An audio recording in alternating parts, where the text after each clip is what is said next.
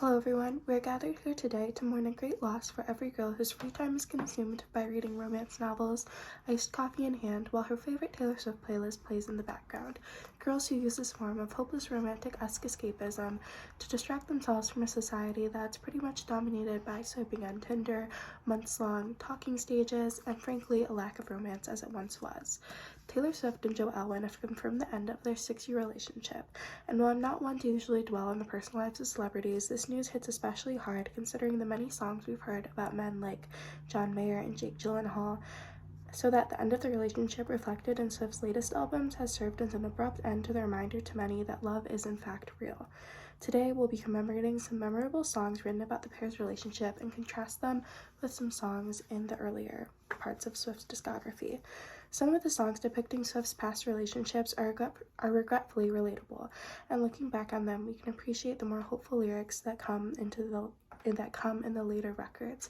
For example, in All Too Well 10-minute version accredited to Jake Gyllenhaal, she sings, "They say all's well that ends well, but I'm in a new hell every time you double-cross my mind."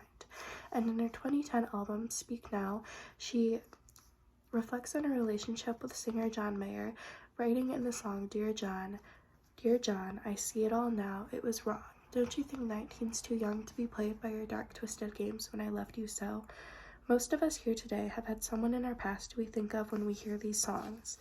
And so, at the peak of Taylor and Joe's relationship, listening to the newfound love songs, we felt hope that we too would move on from the Jakes and Johns of the world and find our own Joe. Taylor Swift first started writing about Joe Alwyn in her 2017 album Reputation. In her song New Year's Day, she pleads, "Please don't ever become a stranger whose laugh I could recognize anywhere."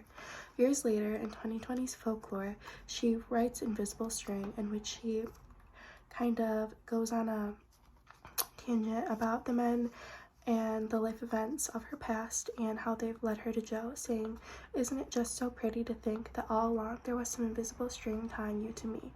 Most recently, in her album of this year, Midnights, Joe is accredited as a co-writer on the doting love song Sweet Nothings. In retrospect, these songs are bittersweet. While the sentiment behind the songs remain, the relationship they were based off of sadly does not. And to make today an even greater cause of grief, despite the ardent and loving nature of the songs devoted to Joe, the split does seem less than amicable, with many of Taylor Swift's friends and families unfollowing him on social media, as well as rumors of infidelity circulating through the media at the moment. Today, we've honored the relationship that gave way to some of the best songs of Taylor's career and mourned the loss of it as well. What I'm going to leave you all with today is that Taylor Swift, in her song off Folklore, The One, wrote that, the greatest loves of all time are over now.